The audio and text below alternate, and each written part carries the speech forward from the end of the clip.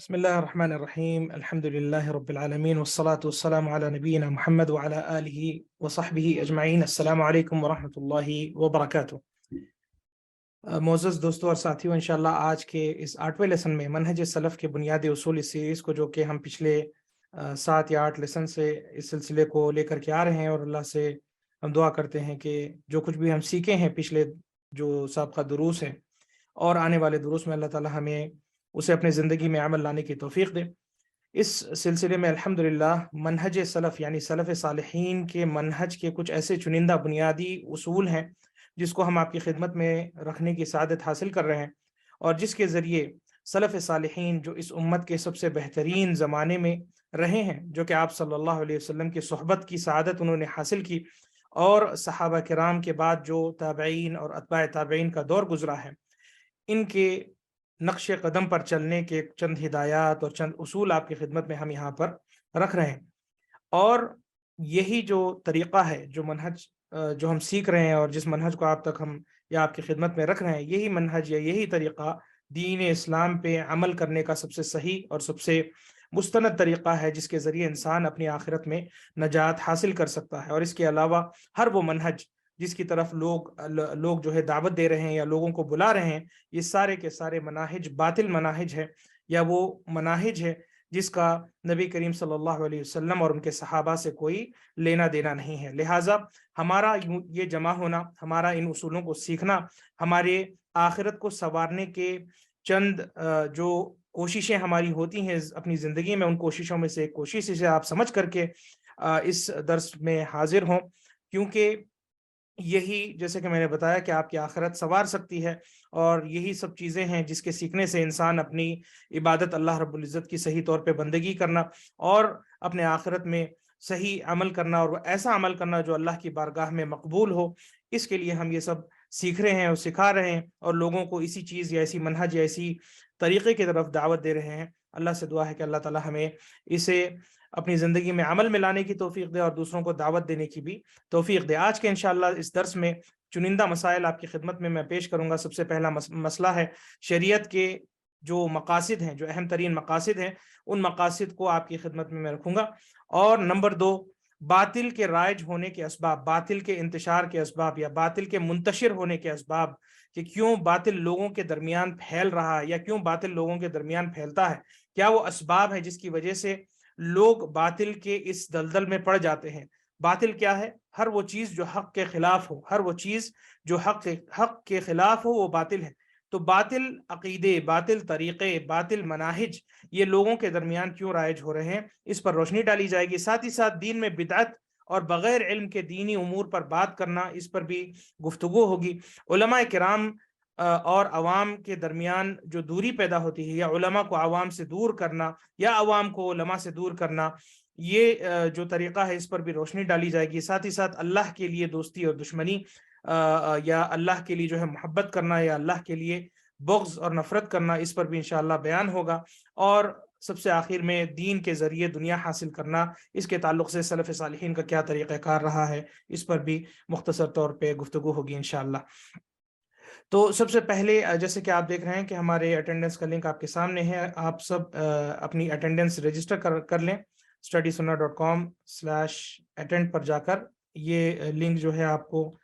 ویسے بھی جو ہم ویڈیو ریکارڈنگز چڑھاتے ہیں، اس پر یہ لنک آپ کو مل جائے گی۔ جو کوئی نہیں یعنی اٹینڈ کر پاتے ہیں تو اس پر جا کر کے جو ہے اس پہ اٹینڈ وہ کر لیں، یا اس بار کوڈ کو آپ سکین کر لیں۔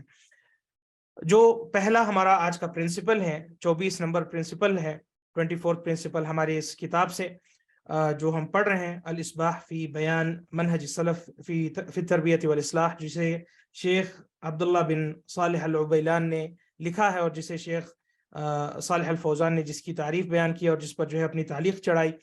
تو اس کتاب سے ہم 24 نمبر کا جو پرنسپل ہمارا ہے وہ لے رہے ہیں۔ اس میں یہ ہے کہ سلف اس بات کا اقرار کرتے ہیں کہ شریعت کے مقاصد 3 ہیں۔ شریعت کے مقاصد 3 ہیں، 3 اہم ترین مقاصد ہیں۔ اسے تفصیلی طور پر ہم لیتے ہیں۔ شریعت کے کیا ہے؟ 3 مقاصد ہیں۔ مقاصد کسے کہتے ہیں؟ اس سے پہلے کہ میں یہ 3 مقاصد بیان کر دوں، آپ کو یہ بتا دوں کہ مقاصد کا مطلب کیا ہے، ہم کیا اس سے کیا مراد ہے جب ہم کہتے ہیں کہ شریعت کے کیا مقاصد ہیں، یا مقاصد الشریعہ کا جب ہم لفظ استعمال کرتے ہیں تو اس سے کیا مراد ہے۔ اس سے میرے عزیز دوستوں اور بھائیوں یہ مراد ہے کہ شریعت کے آنے کا کیا مقصد ہے، شریعت کا اللہ رب العزت کی طرف سے لوگوں کی طرف آنا، اللہ نے یہ شریعت کیوں بنائی، اللہ نے یہ شریعت کیوں بھیجی، یا کیا وہ چیزیں ہیں جس کے تحقیق کے لیے یا جس کو جو ہے اچیو کرنے کے لیے شریعت جو ہے بھیجی گئی یا بنائی گئی۔ اس طریقے سے جیسے اللہ نے شریعت کو بنایا، کچھ چیزیں حلال کر دی اللہ نے، کچھ چیزیں حرام کر دی اللہ نے، تو ایسا کیوں، یہ کرنے کی وجہ کیا ہے، یعنی اللہ رب العزت اس شریعت کے ذریعے ہم سے کیا وہ مقاصد کو پورا کرنا چاہ رہا ہے، یا اس دنیا میں کس نظام کو لاگو کرنا چاہ رہا ہے، یا کیا وہ چیزیں ہیں جس کو اس دنیا میں متحقق کرنا چاہ رہا ہے، اس مسئلے پہ آج جو ہے بات ہو رہی ہے۔ تو شریعت کے آنے کا ایک مقصد ہے، شریعت ایسے ہی نہیں آئی ہے، شریعت آئی ہے ایک مقصد کو پورا کرنے کے لیے۔ تو جب ہم اس مقصد کو سمجھ جائیں گے، جب ہم اللہ کی اس شریعت کا مقصد سمجھ جائیں گے، تو جب کبھی نئے مسائل اپنی زندگی میں آتے ہیں تو ان مقاصد سے ہم اپنے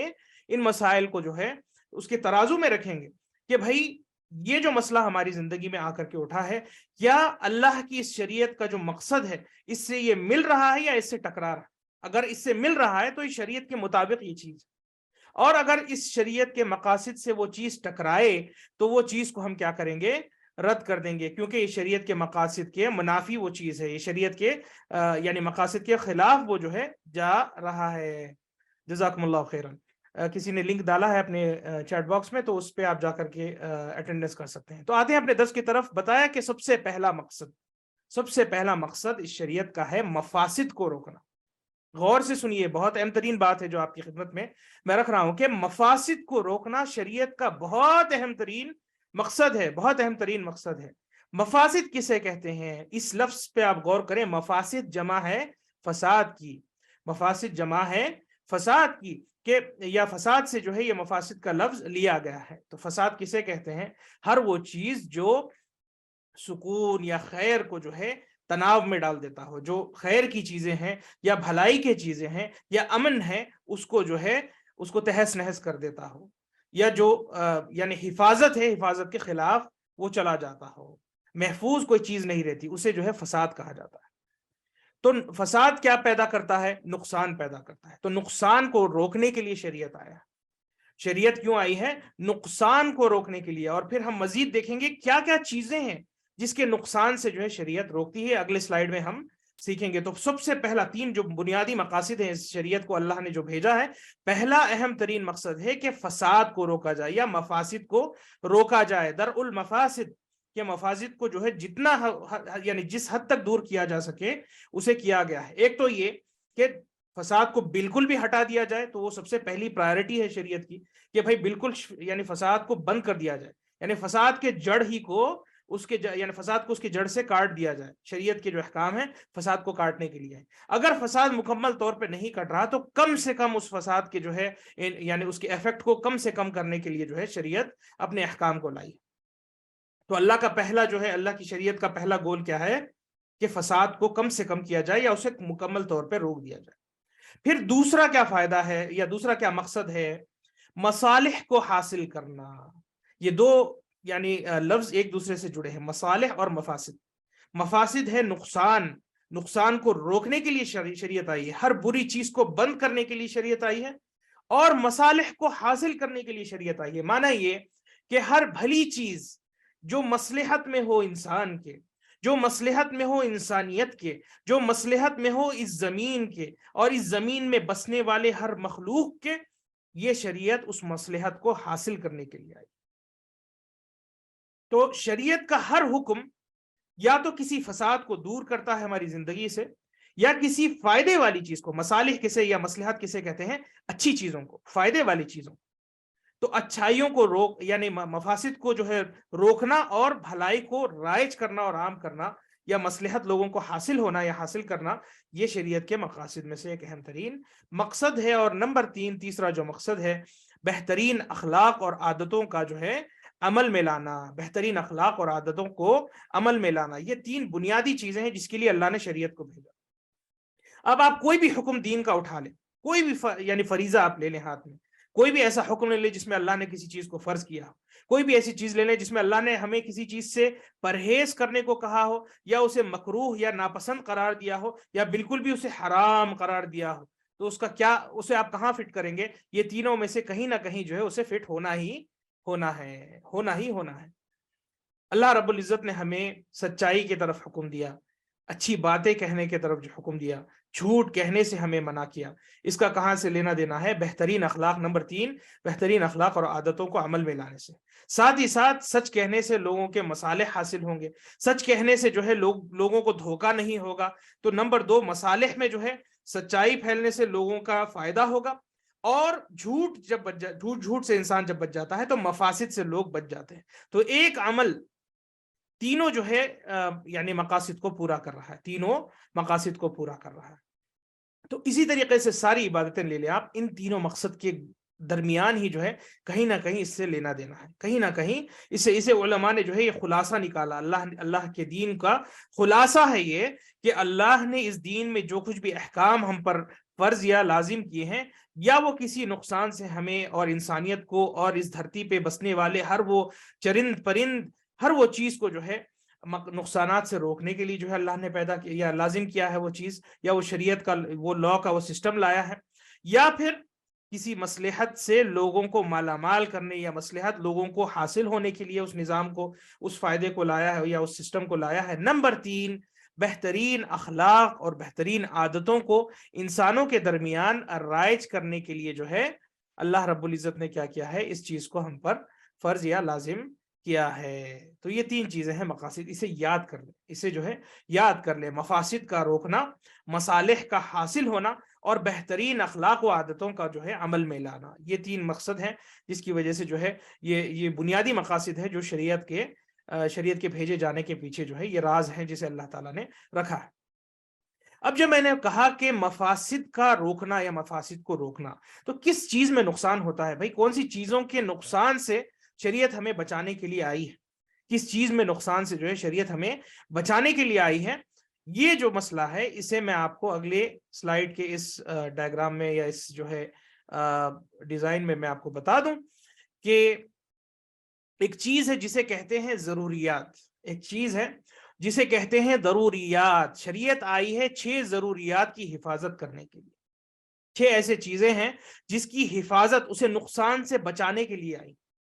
اور کچھ علماء اسے 5 کہتے ہیں، اور کچھ علماء اور تفصیل میں جا کے اسے 6 کہتے ہیں، جس کو میں آگے جو ہے شرح جب کروں گا یا بیان جب کروں گا تو بتاؤں گا کہ کیسے وہ 5 ہے اور کیسے وہ 6. لیکن تفصیلی طور پر 6 جو ہے کچھ علماء نے، اور اس کتاب میں بھی جو ہے 6 ضروری ایسی چیزیں ہیں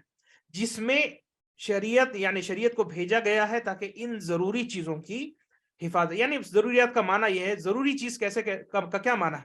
ضروری یعنی امپورٹنٹ چیز ہے. تو شریعت ان چیزوں کو بہت امپورٹنٹ سمجھتی ہے. شریعت یہ سمجھتی ہے کہ ان چیزوں کی حفاظت کرنا بہت امپورٹنٹ ہے. اس میں کوئی کمپرومائز شریعت نہیں برداشت کر سکتی. یہ اہم ترین 6 چیزیں ہیں. یہ 6 چیزیں کیا ہیں؟ غور سے سنیں. سب سے پہلی چیز ہے دین. دین ایک ایسی اہم ضرورت ہے انسانوں کے لیے کہ اس سے ان کی آخرت جڑی. تو کچھ احکام آپ کو دین میں ایسے ملیں گے جو صرف اور محض اس لیے اللہ نے ہم پہ فرض کیے ہیں تاکہ ہمارا دین سنورے اور ہماری آخرت سنور جائے، جس میں مجمل طور پر جو ہے عقیدے کے مسائل آ جاتے ہیں اور عبادت کی بھی مسائل آ جاتے ہیں، جو ہم اللہ کے لیے نماز، روزہ، حج، زکوٰۃ جو ہے ان عبادتوں کو بجا لاتے ہیں، اور اللہ کے لیے ہم توحید کا اقرار کرتے ہیں، شرک سے ہم بچتے ہیں. یہ سب کیوں اللہ نے ہم پر فرض کیا بھائی؟ اللہ تعالیٰ نے ایک اہم ترین ضرورت کو باقی رکھنے کے لیے کہ بندے اپنے رب کی عبادت کریں. یہ بہت اہم اور ضروری چیز ہے. یہ اللہ کے لیے بہت ضروری ہے کہ بندے اپنے رب کی عبادت کریں، جس نے انہیں پیدا کیا ہے، جس نے ان لوگوں کو وجود میں وہ لایا ہے، اور جو انہیں پالتا پوستا ہے، جو انہیں کھانے کے لیے کھانا اور پہننے کے لیے کپڑا، رہنے کے لیے چھت اور زندگی کے ہر وہ چیز کو فراہم کرتا ہے جس کی اس انسان کو ضرورت ہو. یہ سب کرنے کے بعد ایک اہم ترین ضروری چیز یہ ہے کہ وہ بندہ بھی اللہ کے حقوق کو ادا کرے. تو لہٰذا شریعت آئی ہے تاکہ اس بندے کو اپنے رب سے جوڑے جس نے اسے پیدا کیا ہے، اور جس نے اس انسانوں کی یعنی انسان کو عموماً جو ہے پیدا کیا ہے. آدم علیہ السلام کو پیدا کرنے کا جو مقصد ہے وہ ضرورت پوری ہونے کے لیے جو ہے اللہ رب العزت نے اس شریعت کو بھیجا ہے. تو سب سے پہلے اہم ترین چیز کیا ہوئی؟ سب سے اہم ترین چیز جو دین بچانے کے لیے آئی ہے، حفاظت کرنے کے لیے، وہ ہے دین. نمبر 2 ہے نفس. نفس کسے کہتے ہیں؟ جان کو. جان کی حفاظت، جان کی حفاظت شریعت میں ایک اہم ترین چیز ہے، اس میں کوئی کمپرومائز نہیں ہوتی۔ جان کی حفاظت کرنا دین کی سب سے بڑی پرائرٹی ہے، سب سے اہم ترین چیز ہے، جان محفوظ رہنا۔ آپ شریعت کے احکام اٹھا کے دیکھ لیں، ہر جگہ جان کی حفاظت کے لیے جو ہے احکام اللہ تعالیٰ نے نازل، اور کب جا کر کے جان کی اہمیت جو ہے چلی جاتی ہے، جان کی کوئی حرمت باقی نہیں رہتی، جب نمبر ایک دین کی وہ حرمت جو ہے یعنی نہیں کرتا وہ شخص، تو اس کی جان کی بھی حرمت نہیں ہوتی۔ کیسے؟ غور سے سمجھیے، یہ آپ اتنا سمجھ لے تو آج جو ہے بہت اہم ترین آپ کے آج کے درس کا جو ہے حصہ ہے، اور اسے سمجھنا جو ہے بہت بہت جو ہے ضروری ہے۔ بتایا یہ کہ نفس کی حفاظت کرنا ضروری ہے، جان کی حفاظت کرنا ضروری ہے، مانا یہ کہ کوئی بھی شخص کسی بھی شخص کی ناحق جان نہیں لے سکتا، ناحق جان نہیں لے سکتا۔ تو جان کب لی جا سکتی ہے، یا جان لینے کا جو ہے جان لینے کی اجازت اللہ رب العزت نے کب دی ہے؟ اللہ رب العزت نے تبھی جان لینے کی حفاظت کی جب انسان کسی اور انسان کی ناحق جان لے لے، نمبر ایک، یا پھر ایسا انسان جو دین اسلام کے خلاف جو ہے میدان جنگ میں آ کر کے کھڑا ہو جائے اور اللہ سے جنگ کرنے اور اس کے رسول سے جنگ کرنے کی نیت سے میدان میں اتر آئے، تو وہاں پر جان کی حرمت نہیں رہتی۔ تو یا تو دین پہ وہ جو ہے جان خطرہ بن رہا ہے، تب جا کر کے اس جان کو اللہ نے ختم کرنے کا حکم دیا، یا کسی اور کی جان کو اس نے اپنے ہاتھ میں لے کر کے جان اس کی لے لی، تو اس وقت اللہ تعالیٰ نے قصاص کے ذریعے یہ نظام اتارا ہے کہ ایسے شخص کی بھی جان لی جا سکتی ہے۔ لیکن ان دو شکل و صورت میں، یعنی میدان جنگ میں کسی ایسے شخص کو یعنی ایسے شخص کا جو ہے یا اس کی شخص کی جان لی جائے جو تلوار اٹھا کر کے لوگوں پہ وار کرتا ہو یا اللہ کے دین پہ عمل کرنے والوں کے ساتھ وہ جنگ لڑتا ہو، تو اسی ایک حالت میں جو ہے اللہ تعالیٰ نے جو ہے اس کی جان لینے کی اجازت دی۔ ساتھ ہی ساتھ ایسا شخص جو کسی کی نفس یا کسی کی جان لیتا ہو، تو ایسے شخص کی بھی جان لینے کی اجازت دی گئی ہے، اور اس کے ضمن یہ بھی آتا ہے جو فساد بڑے یعنی کثیر تعداد میں جو فساد کر دیتا ہے، دنیا میں وہ دنگا فساد مچاتا ہے، تو ایسی ہی حالت میں یہاں پر اجازت دی گئی ہے کہ ایسے شخص کی جو ہے جان لی جا سکے۔ اس کے علاوہ کسی بھی شخص کی، خواہ وہ مسلمان ہو یا کافر ہو، وہ بڑا ہو کہ چھوٹا ہو، وہ مرد ہو کہ عورت ہو، انسان ہے تو اس کی جان لینا بالکل بھی جائز نہیں ہے۔ جان کی حفاظت کے لیے شریعت آئی، غیروں کی جان بھی جو ہے ہمیں حفاظت کرنی ہے، ناحق ان کی ہم جان نہیں لے سکتے۔ جو جس کے درمیان ہمارے اور ان کے درمیان پیس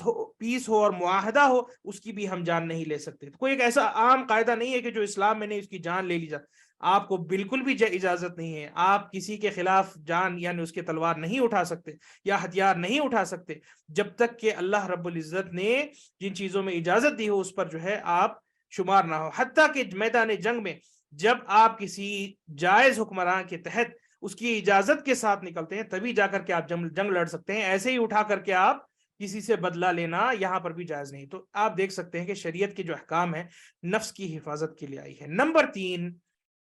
نمبر تین ہے عقل کی حفاظت۔ عقل بھی ایک ایسا اہم ترین انسان کا سرمایہ ہے جسے آپ کمپرومائز نہیں کر سکتے، جس میں آپ بالکل بھی کمپرومائز نہیں کر سکتے۔ عقل کی حفاظت کرنا شریعت کا ایک اہم ترین پرائرٹی اور اس کی جو ہے اہم ترین مقصد ہے، اور یہی سبب ہے جس کی وجہ سے جو ہے اللہ رب العزت نے ہر وہ چیز جو نشہ کرتی ہو یا نشہ پیدا کرتی ہو، ایسی چیز کو اللہ نے حرام قرار دیا ہے۔ شراب پینا اللہ نے حرام قرار دیا، کیوں؟ کیونکہ وہ عقل کو اپنے ٹھکانے سے ہٹا دیتی ہے، عقل ٹھکانے سے ہٹ جاتی ہے، عقل جو ہے زائل ہو جاتی ہے۔ جب تک انسان شراب کے تاثیر یا اس کے اثر میں ہوتا ہے تو اپنے عقل کو کھو بیٹھتا ہے، تو لہٰذا عقل کی حفاظت کے لیے اللہ نے شراب حرام قرار دیا۔ تو یہاں پر معلوم ہوا کہ ایک چیز اللہ نے حرام کی ہے، وہ کس کے لیے؟ آپ کو پتا چلتا ہے کہ جو 6 ضروری چیزیں ہیں اس میں سے عقل ہے، اور اس عقل کی حفاظت کے لیے اللہ نے حرام کیا ہے شراب کو۔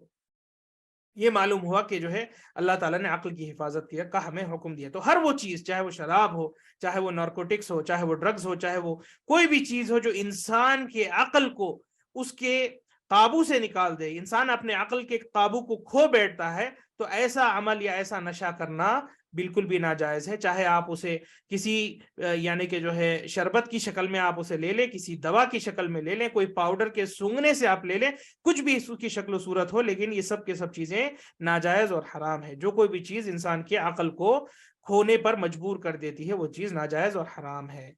آتا ہے چوتھے نمبر پر نسب کی حفاظت۔ نسب کی حفاظت کرنے کے لیے اللہ نے اس شریعت کو بھیجا ہے۔ نسب کسے کہتے ہیں؟ نسب کہتے ہیں انسان کے نسب کو یا لینیج کو، انسان کس کی اولاد ہے، انسان کا نسب کیا ہے، اس کا باپ کون ہے، اس کی ماں کون ہے، یہ جو رشتہ ہے اس کا معلوم ہونا اور اس کا جو ہے اس کی حفاظت ہونا، یہ سب سے اہم ترین شریعت کا یعنی کہ جو ہے ضروریات ہے، شریعت میں سب سے اہم ترین ضروریات ہے۔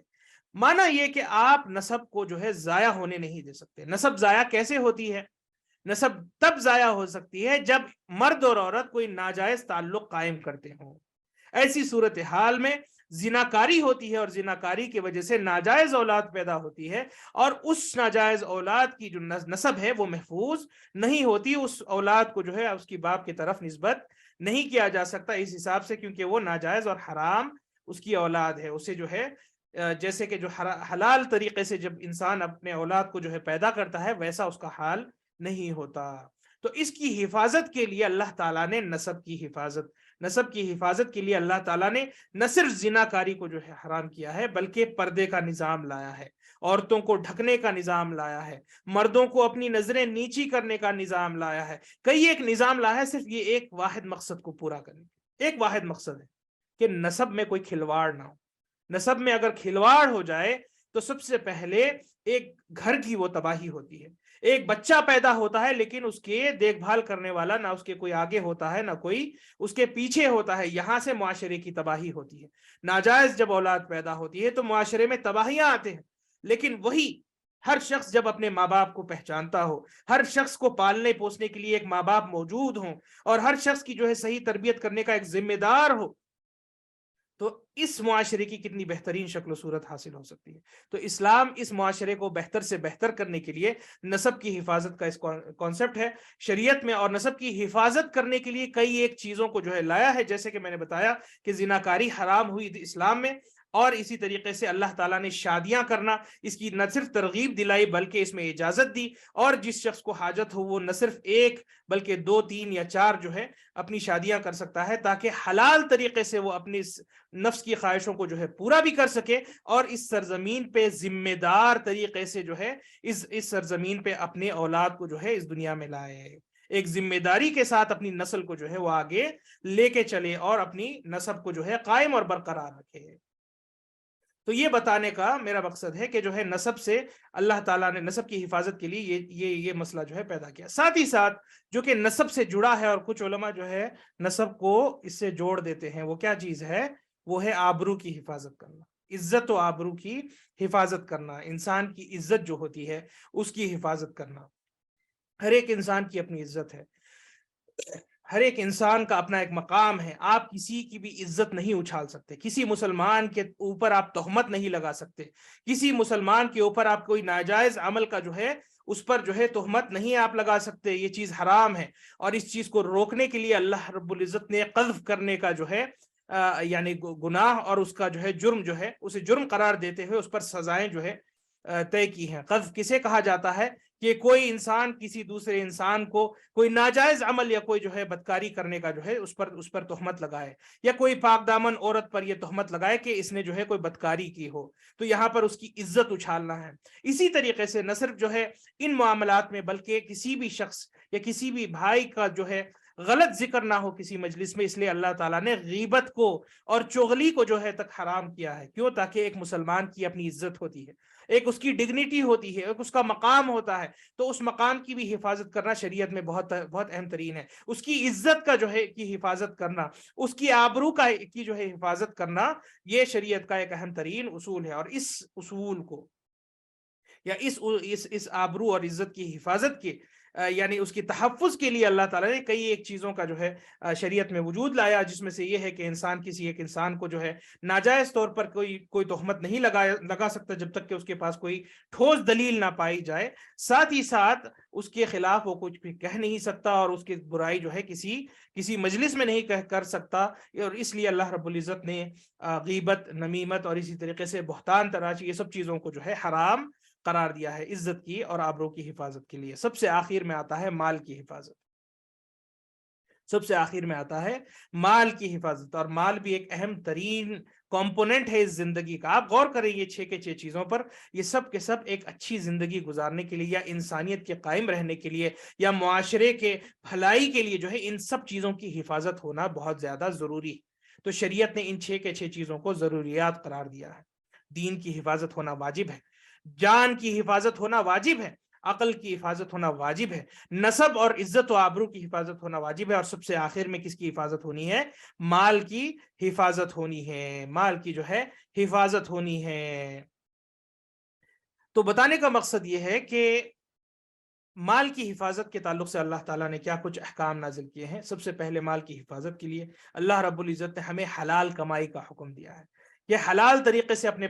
پیسے کو کمانا ہے۔ ناجائز طریقے لاکھوں اور ہزاروں ہیں کہ انسان کسی بھی طریقے سے پیسہ کما سکتا ہے، لوٹ کے لوگوں کو پیسہ کما سکتا ہے، لوگوں کو سکیم کر کے پیسہ ان کا لوٹ سکتا ہے، فریبی دھوکے بازی کر کے ان کا پیسہ جو ہے وہ اٹھا سکتا ہے۔ لیکن شریعت میں ان سارے کے سارے چیزوں کو منع کر دیا گیا ہے۔ اگر آپ بیوع کے مسائل اٹھائیں، خرید و فروخت کے جو فقہ میں بیان کردہ یہ حدیثیں جو موجود ہیں اسے اٹھا کر کے دیکھ لیں تو سارے کے سارے یہ احکام صرف اس ایک مقصد کو پورا کرنے کے لیے بنائے گئے ہیں کہ مال کی حفاظت ہو، کوئی کسی کا مال ناحق نہ ہڑپے، کوئی کسی کا جو ہے مال ناجائز طریقے سے نہ لے لے۔ مال لینا ہے کسی کا تو اسے حلال طریقے سے لو، ادلا بدلی کرو اور اب ایک دوسرے سے جو ہے منافع کماؤ، لیکن دھوکے بازی نہ کرو، فریبی نہ کرو، ایک دوسرے کے مال کو جو ہے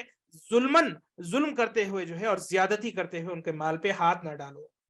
ضروری ہے کہ مال کو جو ہے ہم استعمال میں لائیں، ایک دوسرے سے مال کا جو ہے تجارت کے ذریعے اس مال کو جو ہے ہم ایک دوسرے کے درمیان تداول کریں۔ یہ لازم ہے کہ مال ہمارے درمیان یعنی کہ جو ہے آنا جانا رہنا چاہیے، اسی کے ذریعے تو جو ہے زندگیاں چلتی ہیں اور سنورتی ہیں اور لوگوں کے جو ہے ضروریات پورے ہوتے ہیں۔ لیکن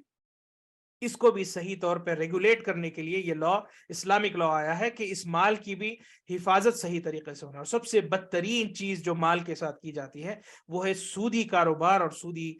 یعنی معاملات، جس کو اسلام میں سب سے بدترین قسم کا جو ہے مال کمانے کا ذریعہ قرار دے دیا گیا ہے۔ تو بتانے کا یہ مقصد ہے کہ مال کی حفاظت کرنے کے لیے سود کو اللہ نے حرام کر دیا، اور اس حد تک اسے بدترین کہا ہے جو دلیلیں آپ جانتے ہیں کہ کیسے اللہ تعالیٰ نے سود کو اللہ اور اس کے رسول سے جنگ کرنے کے برابر جو ہے قرار دے دیا۔ اس وجہ سے کیونکہ جب سود کسی معاشرے میں آ جاتا ہے تو افسوس کے ساتھ وہ معاشرہ جو ہے تباہی کی طرف چلا جاتا ہے، وہ معاشرہ تباہی کی طرف چلا جاتا ہے۔ اور افسوس کے ساتھ آج کے جتنے بھی اکانومیز ہمارے اس ماڈرن ورلڈ میں جو دیکھنے کو ملتے ہیں سارے کے سارے سود پر قائم ہیں، اور سارے کے سارے جو ہے سود پر قائم اور مبنی ہے۔ ساری کی ساری کمپنیاں، سارے کے سارے کارپوریشن، سارے کے سارے جو انسٹیٹیوشنز ہیں، جو کوئی بھی اس دنیا میں جو ہے کام کر رہے ہیں، الا من رحم اللہ، سوائے ان کمپنیوں یا ان جو ہے اداروں کے جس پر اللہ کی رحمت ہوئی ہو، یہ سارے کے سارے بڑے جو یعنی جو پلیئرز ہیں اس مارکیٹ کے، جس کے اوپر کسی ملک کی اکانومی قائم ہوتی ہے، یہ سارے کے سارے سود میں مبتلا ہے افسوس کے ساتھ۔ تو یہ چیز کی حفاظت نہیں ہو رہی، اور اس کے آنے سے کیا ہو رہا ہے، جو امیر طبقہ ہے وہ زیادہ سے زیادہ امیر ہوتا جا رہا ہے، اور جو غریب طبقہ ہے وہ روڈوں پہ دھکے کھا رہا ہے، اور اس کا کوئی پرسان حال نہیں۔ ہر ایک کو جو ہے ایکول جو ہے اپرچونٹی حاصل نہیں ہو رہی ہے۔ جس کے پاس پیسہ ہے وہ ترقیاں کر رہا ہے، یا جو سودی طور پہ جو ہے لونز وغیرہ لینے کے لیے تیار ہے وہی ترقی کرنے کا جو ہے موقع حاصل کر رہا ہے ہمارے آج کے اس ماڈرن مارکیٹ میں۔ اور جس کے پاس جو ہے سرمایہ نہ ہو اور کسی سے وہ مدد لے کر کے آگے بڑھنے کی کوشش کرتا ہو، تو سوائے سودی جو ہے لونز کے اکثر کوئی اور جو ہے لوگوں کو سولوشن یا کوئی حل حاصل نہیں ہوتا، کوئی اور جو ہے سولوشن ان کو حاصل نہیں ہوتا۔ تو بتانے کا مقصد یہ ہے کہ مال کی حفاظت میں اللہ نے سود کو حرام کیا ہے، بمقابل اس کے مقابل اللہ نے کیا حلال کیا ہے؟ تجارت کو حلال کیا ہے۔ تجارت یعنی بزنس میں انویسٹ کرنا یا بزنس کو جو ہے قائم کرنا، حلال اسلامک جو ہے یعنی اکنامکس کے مطابق آپ اپنے پیسے کو جو ہے حلال طریقے سے کسی بزنس میں پیسہ لگائیں جس میں آپ کو نفع اور نقصان دونوں بھی ہو سکتا ہے۔ یہی شریعت ہے، شریعت یہی چاہتی ہے کہ آپ پیسہ لگائیں، محنت کریں، اللہ رب العزت چاہے آپ کو نقصان دے یا فائدہ دے وہ اللہ کے ہاتھ میں ہوتا ہے، لیکن جو انسان سودی طور پر لون دیتا ہے، کسی کو انٹرسٹ بیسڈ لون جو دیتا ہے، ایسا شخص جو ہے وہ گارنٹیڈ ہوتا ہے کہ صرف اسے منافع ہی آئے گا۔ اب یہ الگ بات ہے کہ سامنے والا اس کا بزنس اچھا چل رہا ہو، نہیں چل رہا ہو، وہ نقصان میں جا رہا ہو، اس کا بزنس جو ہے بالکل بھی بینکرپٹ ہو گیا ہو، اس سے آپ کو کوئی لینا دینا نہیں ہوتا یہ بینکس کو اور یہ لون دینے والوں کو۔ وہ صرف اپنے منافع کی سوچتے ہیں، اور تیری کچھ بھی حالت ہو جائے مجھے تو اپنا پیسہ لا کر کے دے، یہ ان کا جو ہے نظام، ان کا سسٹم ہوتا ہے۔ یہ نہیں، شریعت نے اس کی اجازت نہیں دی۔ شریعت نے کس چیز کی اجازت دی ہے؟ میرے پاس پیسہ ہے، تم محنت کرنے تیار ہو، آؤ ہم ملتے ہیں، میرے پیسے کی طاقت اور تمہارے ایکسپرٹیز کی طاقت ہے، یا تمہارے جو ہے محنت کی طاقت ہے، تمہارے ایفرٹس کی طاقت ہے، ہم دونوں پیسہ لگا کے ایک محنت کرتے ہیں۔ تمہاری محنت بھی ضائع ہو سکتی ہے یا تمہاری محنت بھی رنگ لا سکتی ہے، میرا پیسہ بھی جو ہے ضائع ہو سکتا ہے یا رنگ لا سکتا ہے۔ یہ اللہ رب العزت کے ہاتھ میں ہے کہ وہ یا تو ہمیں فائدہ پہنچائے یا ہمیں جو ہے کسی قسم کا نقصان بھی سامنا کرنا پڑے۔ تو تجارت میں نفع و نقصان برابر کا اس کی پاسبلٹیز ہوتے ہیں، 50-50 ہوتا ہے معاملہ، کہ آپ نفع بھی حاصل کر سکتے ہیں، نقصان بھی حاصل کر سکتے ہیں۔ تو یہ ایک ایکول مسئلہ ہے مال کا، کہ بھئی پیسہ کمانا ہے، اور قسمت ہوتی ہے کہ اگر آپ کو اللہ نے اس کسی چیز میں جو ہے برکت دے دی اور اس میں آپ کو نفع ہو گیا تو نفع ہو گیا، اور اگر نقصان ہوتا ہے تو نقصان ہوتا ہے۔ تو یہ مال کے ساتھ معاملہ کرنے کا یہ اصولی طریقہ ہے جو جائز ہے۔ اس کے علاوہ جو ناجائز طریقے ہیں، لوگوں کا مال ناحق ہڑپنا اور لوگوں کی مال نہ ہونے کی اس کمزوری کا ناجائز فائدہ اٹھاتے ہوئے مالدار لوگ جو ہے انہیں اپنے لونز دے دے کر کے جو ہے ان سے انٹرسٹ پرسنٹیج کے بیسس جو ہے الگ الگ شکل و صورت میں بینکس کے ذریعے یا پھر جو ہے انڈیویجول طریقے سے لوگ آج کل اپنے پیسوں کا ناجائز فائدہ اٹھا رہے ہیں۔ اس چیز کو اسلام میں حرام قرار دیا ہے۔ یہ رہا سود کے تعلق سے معاملہ، اور بھی دیگر ناجائز پیسوں کے تعلق سے جڑے ہوئے چیزیں ہیں جسے اسلام میں حرام قرار دے دیا گیا ہے۔ تو ان چیزوں سے بھی انسان کو پرہیز کرتے ہوئے حلال طریقے سے اپنی کمائی کمانے کی جو ہے ضرورت ہے، حلال طریقے سے اپنی کمائی کمانے کی ضرورت ہے۔ اب دیکھیں کہ جو 6 چیزیں ہیں، دوبارہ میں دہرا دوں: دین کی حفاظت تاکہ ہم اللہ کے ساتھ اچھے رہیں، آخرت ہماری سنوری رہے; نفس کی حفاظت تاکہ کسی کی جان ناحق نہ جائے، کسی کا ناحق جو ہے اس کا خون نہ کر دیا جائے، اور ناحق طریقے سے اس پر جو ہے نہ صرف جان لینا بلکہ کوئی بھی نقصان پہنچانا ناجائز ہے۔ کسی کو آپ مار نہیں سکتے، کسی کو آپ پیٹ نہیں سکتے، کسی کے جسم کو جو ہے آپ نقصان نہیں پہنچا سکتے۔ اللہ تعالیٰ نے ایک آنکھ کے برابر ایک آنکھ لینے کا حکم دیا ہے، ایک دانت کے برابر دانت لینے کا حکم دیا ہے، اور ایک جان کے برابر جان لینے کا حکم دیا۔ تو نہ صرف جان بلکہ کسی بھی قسم کی ادنا سے ادنا جو ہے نقصان کسی کے جسم کو آپ نہیں پہنچا سکتے، اور ایسا کرنے سے آپ کو برابر کا جو ہے برابر کی سزا دی جائے گی۔ تاکہ، اور یہ سزائیں کیوں لائی گئی ہیں؟ صرف اس لیے تاکہ لوگ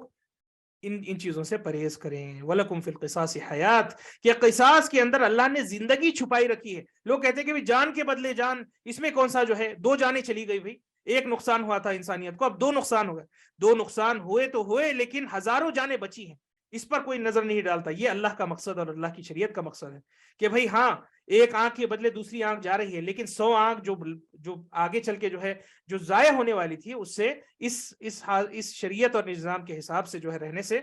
کئی جانیں بچ جائیں گی، کئی لوگوں کے جو ہے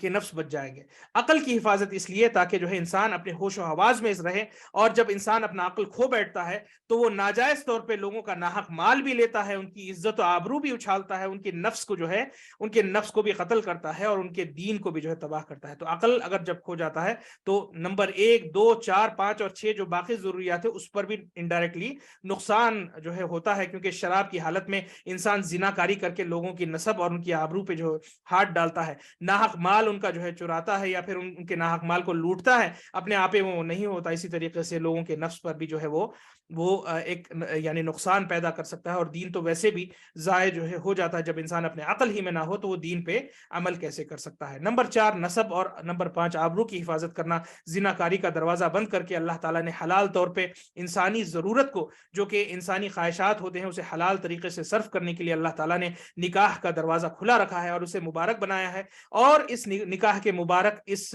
یعنی کہ جو ہے پاک اور پوتر جو رشتہ اللہ نے اس میاں بیوی کا جو رکھا ہے، اس کے ذریعے ایک گھر کو پیدا کیا، جس گھر میں جو ہے جائز اولاد جب پیدا ہوتی ہے تو اس کو پالنے اور پوسنے کی ذمہ داری ماں باپ کو دی ہے۔ اور ایسے کئی گھر جب مل کر کے ایک سوسائٹی بنتے ہیں تو ایک مثالی اور ایک بہترین سوسائٹی پیدا ہوتا ہے، جہاں پر ہر بچے کی صحیح پرورش کرنے کا اللہ نے نظام قائم کر دیا ہے، اور ہر کوئی جانتا ہے کہ کون کس کی اولاد ہے اور کون کس کا ذمہ دار ہے۔ یہ سسٹم اللہ نے اس نسب اور آبرو کی حفاظت کے ذریعے جو ہے لایا ہے۔ اور آخر میں مال کی حفاظت تاکہ زندگی جینا ہے تو کمانا ہے، اور کمانے کو جو ہے حلال طریقے سے کمانے کا سسٹم دین اسلام میں بتایا گیا ہے، اور یہ 6 ضروریتوں کو اللہ تعالیٰ نے جو ہے ایک اچھے طریقے سے سنبھالنے، دین پہ کیسے عمل کرنا ہے، ایمان کو کیسے اس کے لیول کو ہائی سے ہائی کرنا، اس ایمان کی تازگی اور ایمان کی برتری کیسے کرنا ہے، اس دین سے، عبادت سے، نماز سے، روزہ سے، حج سے، زکوٰۃ سے، اور دیگر جو عبادات ہے اور جو حرام کردہ چیزوں سے بچ کر کے، شرک و بدعات سے بچ کر کے دین کی حفاظت کرنا ہے، لوگوں کی یعنی نفس کی حفاظت کرتے ہوئے ایک بہترین معاشرہ، سب اپنے عقل و یعنی ہوش و حواس میں رہتے ہوئے، شراب جیسے یا نشہ نوشی سے جو ہے لوگ بچتے ہوئے، عزت و آبرو کا خیال کرتے ہوئے، عورتوں کا جو ہے ان کی عزت کا خیال رکھتے ہوئے، ان کے یعنی ان کو پردے میں رکھتے ہوئے، اور ان کی حفاظت کرتے ہوئے، اور ان کے ازواج ہی کے لیے جو ہے وہ ہو، ایک عورت اپنے شوہر ہی کے لیے جو ہے اللہ تعالیٰ نے جائز قرار دیا ہے، اسی طریقے سے مال جس کا ہو تو اس کی حفاظت کرے، اور مال کو جو ہے اگر کسی سے حاصل کرنا ہو تو جائز طریقے سے تجارت کر کے حاصل کرنے کا سسٹم بتا دیا ہے۔ تو یہ ایک بہترین نمونہ اس میں انسانیت کا پایا جاتا ہے۔ افسوس کے ساتھ ہر کوئی اتنے بہترین ماڈل اور اتنے بہترین نمونے کے آ جانے کے بعد اسلام کی اس خوبصورت اور اس حسین نظام حکم اور نظام شریعت کی یعنی اس کے محاسن کو نہیں جان سکا، اور اس کی خوبصورتیوں کو جو ہے نہ پہچان سکا، اور در بدر یعنی ٹھوکر اور در بدر جو ہے دھکے کھا رہے ہیں، جو ویسٹرن آئیڈیالوجیز کے پیچھے جاتے ہیں، دین کو چھوڑ کر کے ایتھیزم اور اسی طریقے سے سیکولرزم کو اپنے سینے سے لگا رہے ہیں، اور تباہ اور برباد ہو رہے ہیں، اور ضائع اپنے دین کو کر رہے ہیں، اپنی آخرت کو تباہ کر رہے ہیں، نفس کی صحیح طور پہ حفاظت، اللہ کے حدود کو نہیں قائم کرتے ہوئے آج تک سارے دنیا کے مین میڈ لاز پریشان ہیں کہ کیسے کسی بھی سسٹم کو جو ہے یعنی کسی گنہگار کو جو ہے صحیح طور پہ سزا دی جائے۔ ان کی ایک ہٹ درمی ہوتی ہے کہ اللہ کی شریعت کو نافذ نہیں کرتے، اور نئے نئے لاز جو ہے الگ الگ جگہوں پہ لاتے ہیں الگ الگ طریقوں سے، لیکن کرائم اپنی جگہ جو ہے بڑھتا رہتا ہے، اور اس میں کوئی کمی دیکھنے کی گنجائش نہیں ہوتی ہے۔ کتنا اچھا ہوتا اگر وہ اسلام کے اس نظام کو لیتے، ساتھ ہی ساتھ عقل کی حفاظت کرنے اگر لوگ یعنی شراب نوشی اور ڈرگ نوشی سے جو ہے اپنے آپ کو محفوظ کر لیتے، نشہ کرنے سے اپنے آپ کو محفوظ کر لیتے، تو کتنے برائیاں جو ہے اس معاشرے سے صاف نہیں ہو جاتی، کتنے گھر تباہ ہوئے ہیں، کتنے باپ اپنے بچوں کی ذمہ داریوں سے جو ہے دور ہو چکے ہیں، کتنی مائیں جو ہے ان غلط چیزوں میں پڑھ کر کے جو ہے اپنی ماں کا کردار جو ہے ادا کرنے سے جو ہے قاصر رہ گئی، اس وجہ سے کتنے بچے ضائع ہو گئے، اور کتنے بچوں کا جو ہے کوئی ایک بہترین نمونہ یا ماڈل ان کے لیے نہ رہ گیا، اور معاشرہ یا سوسائٹی تباہ ہو گیا۔ اسی طریقے سے نسب نہ حفاظت کرنے کی وجہ سے ویسٹ آج پریشان ہے، ناجائز اللیگل ریلیشن شپس کو جو لایا ہے، جو بوائے فرینڈ اور گرل فرینڈ کی شکلوں میں ہو، یا پھر جو ہے اسی طریقے سے لیو ان ریلیشن شپس ہو، نئے نئے نام نکال کر کے جو ہے ایک جو حلال اور جائز رشتہ تھا، جو کہ شادی کا رشتہ تھا، جو شادی کے دائرے میں جو ہے ازدواجی زندگی اور ازدواجی تعلقات قائم کرنے کا جو نظام تھا، جو ساری شریعتوں میں بھی تھا، اور اسلام کی اس شریعت میں بھی اس کی حفاظت کا حکم دیا گیا تھا، اس نظام کو انہوں نے اپنے ہاتھ سے جو ہے توڑا، اور اس نظام کو اپنے لاس کے حساب سے یہ کہہ دیا کہ بھئی اگر دونوں کے کنسنٹ سے اگر کوئی چیز ہو رہی ہے تو یہ کوئی قباحت والی بات نہیں، اور یہ قباحتیں جو ہے بڑھتی گئی اس حد تک کہ مرد کے ساتھ جو ہے فحاشیت کر رہا ہے، اور عورت کے ساتھ فحاشیت کر رہے ہیں۔ اس کا بھی کوئی لحاظ نہیں کر رہا کہ کیا یہ نظام تھا، کیا یہ طریقہ تھا، کیا یہ طریقہ ہے جس کے لیے اللہ نے انسان کو اس حیت میں پیدا کیا کہ مرد اور عورت کو جو ہے قائم کیا، تاکہ انسان صحیح طور پہ جو ہے شادیاں کر کے جو ہے گھر بسائیں اور اس انسانیت کو آگے لے کر کے بڑھے۔ لیکن جب انہوں نے اس نظام کو اور نسب کی حفاظت کا یہ نظام کو توڑ دیا، اور اس نظام کو اپنے جو ہے لبادے سے ہٹا دیا، تو ہوا یہ کہ وہ لوگ طرح طرح کی فحاشیتوں میں، طرح طرح کی برائیوں میں پڑتے گئے، اور ان کا معاشرہ آج سب سے تباہ کن معاشرہ ہے، جہاں پر بہت کثیر تعداد میں جو ہے ناجائز طریقے سے جو ہے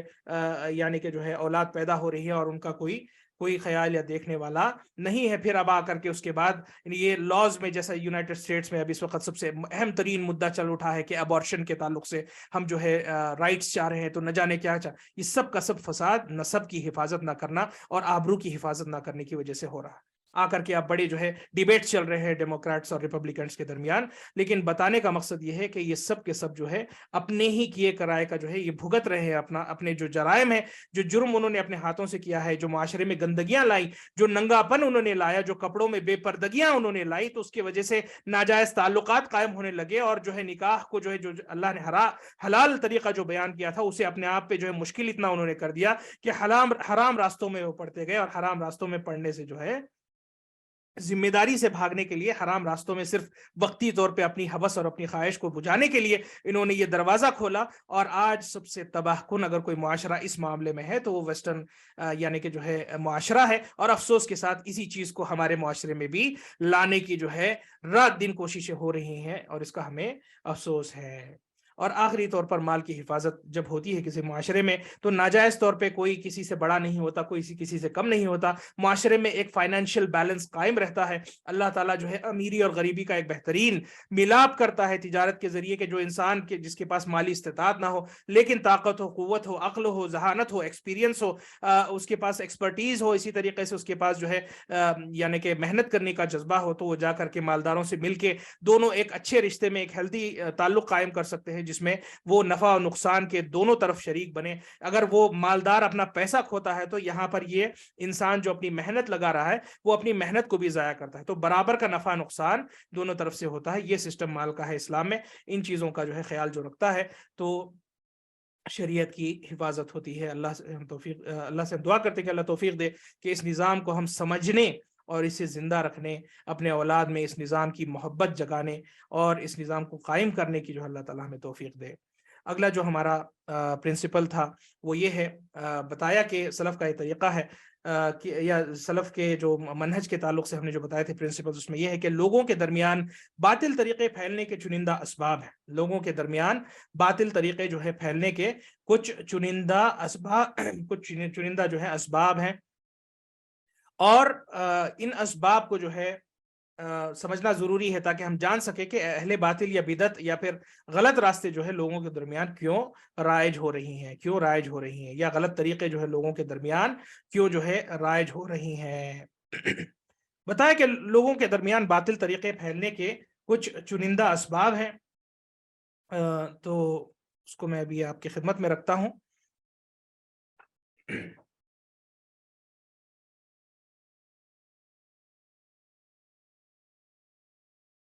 یہاں پر ان کا قول ہے، شیخ یا امام جو ہے ابن القیم کا قول ہے جو آپ کی میں خدمت میں رکھوں، کہ انہوں نے بتایا، امام ابن القیم کا یہ قول ہے، انہوں نے یہ بتایا کہ 6 اسباب ہے یا 6 ریزنز بیان انہوں نے کیے ہیں جس کی وجہ سے لوگوں کے درمیان باطل پھیلتا ہے، جس کی وجہ سے لوگوں کے درمیان باطل پھیلتا ہے. سب سے پہلے باطل کو بہترین اور خوبصورت انداز میں پیش کیا جانا. اہل باطل یا غلط راستے والے یعنی منہج سلف سے ہٹے ہوئے جو لوگ ہیں اور اس راستے سے جو محروم لوگ ہیں، جو باطل مناہج کے جو لوگ ہیں،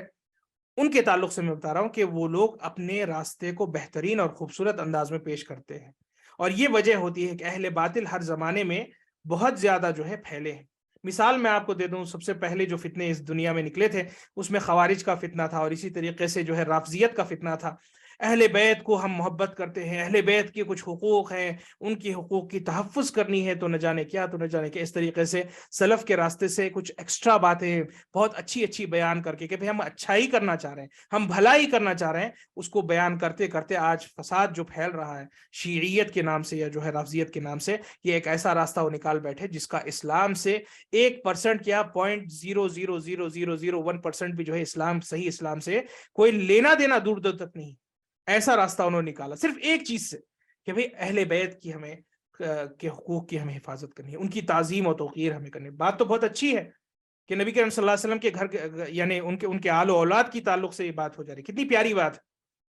کتنی خوبصورت بات ہے. لیکن اس مدخل سے داخل ہو کے، اس دروازے سے داخل ہو کے آہستہ آہستہ لوگوں کو ایسا شیطان بھٹکاتا ہے کہ وہ پورے جو ہے 180 ڈگری جو ہے دین سے پلٹ جاتے ہیں. پورا یعنی اسلام اس رخ میں جا رہا ہے تو وہ لوگ اگلے رخ میں چلے جاتے ہیں. اسی طریقے سے نہ صرف باطل کو بہترین اور خوبصورت کر کے بتانا ان کی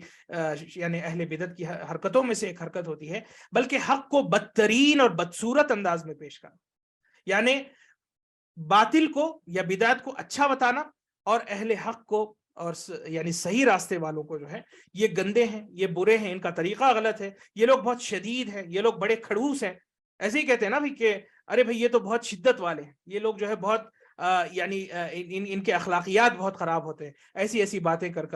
کے جو ہے لوگوں کو یہ شدت والے ہیں لوگ ہیں، یہ کسی کو ایکسپٹ نہیں کرتے، بس اپنی ہی بات صحیح ہے وہ کہتے ہیں. بھائی بات صحیح تو ایک ہی ہو سکتی ہے، جو بات غلط ہے جو وہ غلط ہے. لیکن اہل باطل ہر ایک کو جمع کرتے ہیں، بولتے ہیں کہ ہم کتنے نرم دل ہیں، ہر ایک کو ایک پلیٹ فارم کے نیچے جمع کر رہے ہیں. لیکن یہ جو اہل حق ہے یہ لوگ بہت برے ہیں، ان کے اخلاق برے ہیں، یہ لوگ بہت شدید ہیں، اس طریقے کے جو ہے غلط جو ہے تہمتیں لگا کر کے حق والوں کو، حق کو اور اہل حق کو جو ہے برا ان کا تصور اور برا ریپرزنٹیشن کر کے لوگوں میں بدنام کرنا. جیسے کہ آپ اور ہم جانتے ہیں کہ کس طریقے سے ہمارے ممالک میں جو ہے یا ایکسٹریمسٹ کہہ دینا، یا اسی طریقے سے جو ہے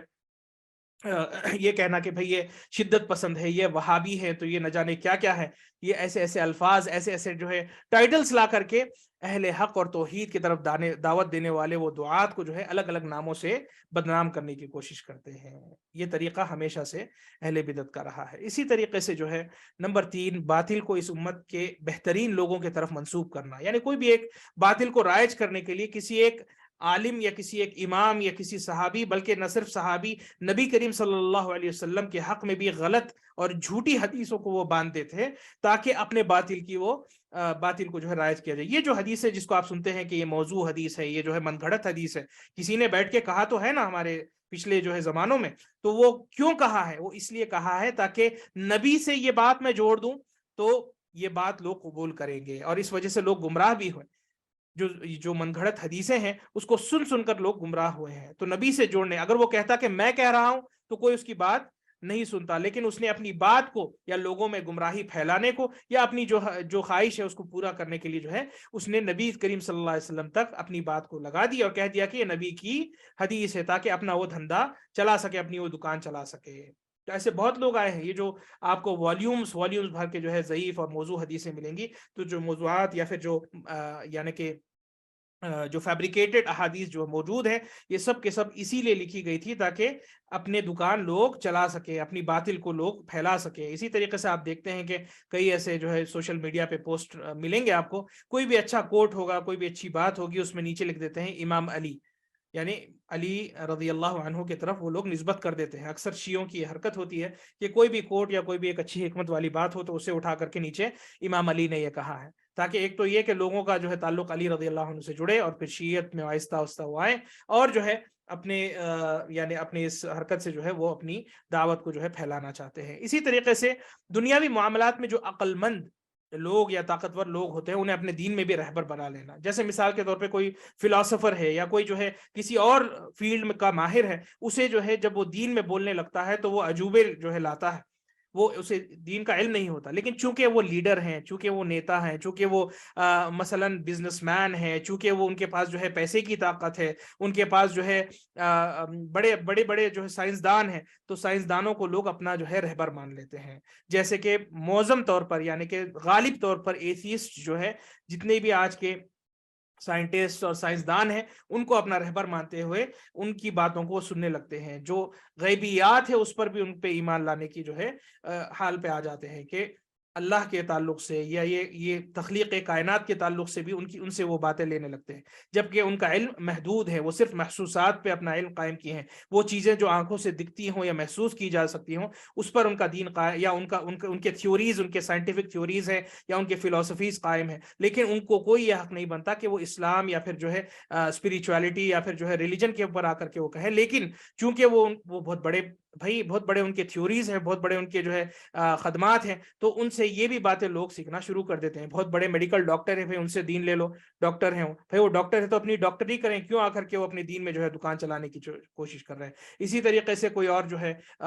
کوئی پولیٹیشین ہو، کوئی جو ہے انڈسٹریلسٹ ہو، کوئی ایک بزنس مین ہو، تو ان سب کو اپنی جگہ رکھیں. آپ صرف اہل علم سے ہی علم لیں. جب انسان دنیاوی معاملات میں جو کامیاب ہوتا ہو، عقل مند ہوتا ہو یا طاقتور ہوتا ہو، اس کو اپنے دین میں بھی جو ہے رہبری کرنے کے لیے لے لیتے ہیں، تو وہ خود بھی ڈوبتا ہے اور آپ کو بھی لے کر کے ڈوبنے کی کوشش کرتا ہے.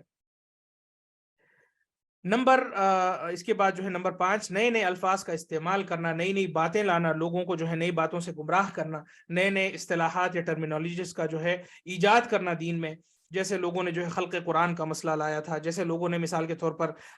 یعنی کہ جو ہے یعنی تعویل کے جو مسائل لائے تھے، دین کے جو مسائل ہیں اس میں الگ الگ تعویلیں وہ کرنے لگے تھے. نئے نئے جو ہے باتیں جو نہ نبی نے کہی ہوں اپنی زندگی میں، نہ صحابہ نے کبھی ان الفاظ کو استعمال کیا ہو، اس کو دین میں لا کر کے جو ہے ایسا رنگ برنگی جو ہے اپنی دعوت کو کرنے کی چکر میں کہ بھئی ہم نئی نئی باتیں کر رہے ہیں، ہم ایڈوانس قسم کی باتیں کر رہے ہیں، اور وہ باتوں میں آ کر کے لوگ لوگ جو ہے بہک جاتے ہیں، لوگ بہک جاتے ہیں اکثر. اور آخر جو ہے باطل اصولوں کا بھی ایجاد کرنا، باطل اصولوں کا ایجاد کرنا، جیسے مثال کے طور پر جب کسی قرآن یا سنت کی دلیل کو جو ہے عقل سے اس کا ٹکراؤ ہوتا ہو تو عقل کو فوقیت دی جائے گی نقل پر. یہ ایک اصول انہوں نے نکال لیا تھا، کیونکہ عقل زیادہ طاقتور ہوتی ہے، اللہ نے عقل کے یہ سب انہوں نے اپنے تعویلات لائے، اس کی تفصیل میں جانا یہ مقصد نہیں. بتانے کا مقصد یہ ہے کہ باطل اپنے جو ہے پرنسپلز وہ بنائے ہیں، اور قرآن و سنت سے، جیسے ہم یہاں پر سلف صالحین کے پرنسپلز پڑھ رہے ہیں، ہر پرنسپل میں ایک آیت، ایک حدیث، ایک قرآن اور ایک سلف کا قول، کچھ نہ کچھ ہم اس سے جو ہے مستند، اس سے دلیل لے کر کے اپنا پرنسپل بنا رہے ہیں. وہاں پر وہ لوگ جو ہے اپنے تھیوریز، اپنے فلسفیز، اپنے اوپینینز کے اوپر مبنی ہو کر کے اپنے جو ہے باطل اصول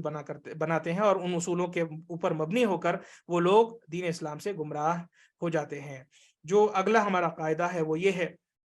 انہم یحذرون من الابتداع فی الدین ومن القول علی اللہ بلا علم، کے سلف صالحین دین میں بدعت، جو انوویشن یا بدعت ہوتی ہے، اس سے لوگوں کو جو ہے روکتے ہیں، اس سے جو ہے لوگوں کو ڈراتے ہیں، اور اللہ کے دین میں بغیر علم کے کچھ کہنے سے لوگوں کو روکتے ہیں کہ بھائی یہ دو دروازے ہیں، یہ دو دروازے ہیں، یا ایک دروازہ ہے جس کے دو پہلو ہیں، جس سے دین کو جو ہے تباہ اور برباد کرنے کے لیے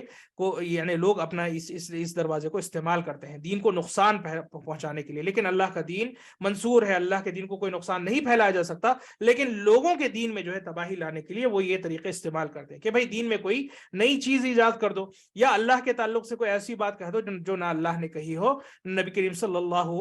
علیہ وسلم نے کہی ہو. عیسائیوں کے تعلق سے اللہ رب العزت اس آیت میں فرماتا ہے، جو جس حصے سے ہمیں دلیل لینی ہے اتنا میں حصہ آپ کو پڑھ کر کے سنا دوں. فرمایا کہ جو ہے ما كتبنا عليهم الا ابتغاء رضوان الله فما رعوه حق رعایته. یہاں پر فرمایا یعنی کہ عیسائیوں کے تعلق سے ان کو یہ کہا کہ ثم قفينا على آثارهم برسلنا وقفينا بعيسى ابن مريم وآتيناه الإنجيل وجعلنا في قلوب الذين اتبعوه رأفة ورحمة ورهبانية ابتدعوها وما كتبنا عليهم إلا ابتغاء رضوان الله فما رعوها حق رعايتها. فرمایا اس آیت میں کہ عیسائیوں نے اپنے لیے کچھ ایسے طریقہ کار وہ نکالے، کچھ ایجاد انہوں نے جو ہے طریقے کر لیے تھے جس سے یا جن احکام کو اللہ نے آسمان سے نازل نہیں کیا تھا. فرمایا اور انہوں نے رہبانیت کی بدعت انہوں نے جو ہے خود ایجاد کر لی، اپنے آپ پہ کچھ ایسی چیزیں وہ انہوں نے فرض کر لی جسے اللہ نے ان سے نہیں مانگا تھا، اور پھر انہوں نے اپنے آپ پہ لازم کیا جس سے اللہ نے جو ہے فرض نہیں کیا تھا، اور ان کا یہ ارادہ تھا کہ ہم اللہ کی خوشنودی حاصل کر سکیں. لیکن ہوا کیا؟ ہوا یہ کہ جو ہے اس عبادتوں پہ یا اس طریقہ کار پر بھی وہ صحیح طور پہ یعنی اس کی رعایت وہ نہ کر سکے، وہ اپنے اس طریقے میں فیل ہو گئے. بھائی اللہ رب العزت اسلام میں جو کچھ بھی ہم سے مانگا ہے وہ جانتا ہے کہ اتنا کرنا جو ہے اس کے لیے ممکن ہے. اب اس سے آپ آگے جا کر کے کچھ اور کرنے لگو گے تو آپ خود تھک جاؤ گے، اور جب آپ خود ناکام ہو جاؤ گے تو آپ دین چھوڑ بیٹھو گے. اس لیے میں نے بتایا تھا اس سے پہلے کہ دین سے بیزاری کے جو اسباب ہے اس میں یہ ہے کہ انسان خود اپنے آپ کے لیے دین مشکل کر لیتا ہے، ورنہ دین کی جو اپنی کوالٹی ہے، آپ صلی اللہ علیہ وسلم نے فرمایا کہ الدین یسر، کہ دین بڑا آسان ہے، اور دین صرف اس کے لیے جو ہے مشکل ہو جائے گا جو اپنے آپ پہ دین کو مشکل کر لے. تو عیسائیوں نے بھی جو ہے اپنے دین میں کچھ ایسی نئی چیزیں ایجاد کر لی تھی جو یا نصارہ نے جو ہے صحیح لفظ میں اگر میں کہوں تو نصارہ نے جب اپنے آپ کے دین میں کچھ ایسے نئی چیز ایجاد کر لی تھی، کرسچنز نے، جو اللہ نے ان پر فرض نہیں کیا تھا، وہ پریشان ہو گئے، اس پر وہ عمل نہ کر بیٹھ سکے، اور پھر اس کے بعد انہوں نے سارے دین کو ضائع کر دیا، سارے کے سارے دین کو ضائع کر دیا. اسی طریقے سے وہ جو حدیث میں نے آپ کو اس سے پہلے بھی بتائی تھی جس میں 3 افراد آئے تھے اور جنہوں نے جو ہے یہ بتایا تھا کہ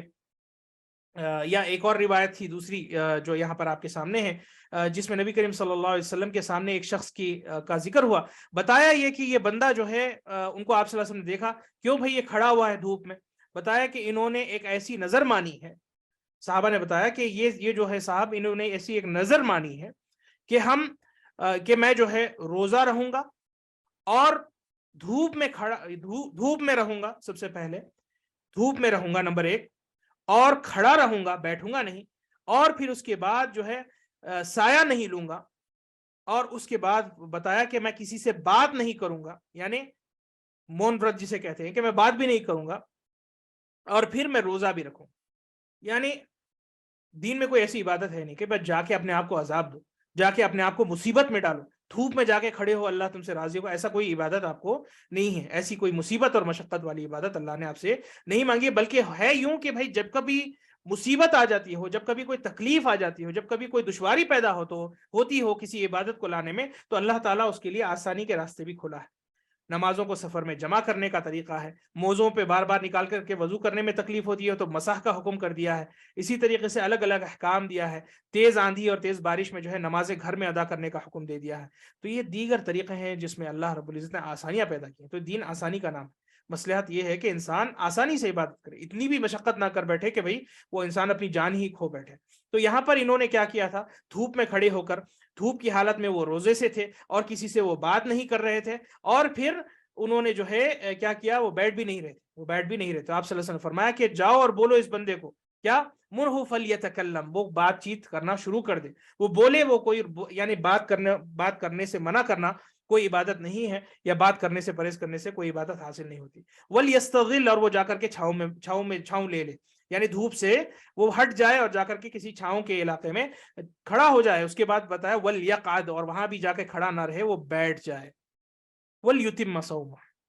اور روزہ جو ہے وہ برقرار رکھے۔ روزہ رکھنا یہ ایک عبادت ہے، لیکن دھوپ میں جا کر کے، کھڑے ہو کر کے، کسی سے نہ بات کرتے ہوئے روزہ رکھنا، بھائی کیوں اپنے دین کو مصیبت کر رہے ہو؟ اللہ نے نہیں مانگا یہ چیز آپ سے۔ پچھلی جو امتیں ہیں اسی وجہ سے تباہ ہوئی تھی، تو آپ بھی ایسی حرکتیں کر کے جو ہے کیوں اپنے دین کو ضائع اور تباہ کر رہے ہو؟ تو معلوم یہ ہوا کہ دین میں بدعت کی کوئی گنجائش نہیں، دین میں کوئی ضرورت نہیں بدعت کی، دین اللہ رب العزت نے مکمل کر دیا ہے۔ نبی کریم صلی اللہ علیہ وسلم نے دین کو بہترین انداز میں ہم تک لا کر کے ہم تک دے دیا ہے، صحابہ نے بہترین اس انداز پر عمل کر کے ہمیں ایک نمونہ قائم کر دیا ہے۔ بس ہمیں اتنے ہی دین پہ عمل کر لیں بھائی، آپ اتنے ہی دین کو صحیح طور پہ آپ عمل کر لیں، اسی میں ہم قاصر رہ جاتے ہیں، پھر جا کر کے نئی نئی چیزیں کر رہے ہیں، اور ایسی نئی چیزیں جس پہ قیامت کے دن ذرہ ذرہ کر کے جو ہے ہوا میں جو ہے اڑا دیا جائے۔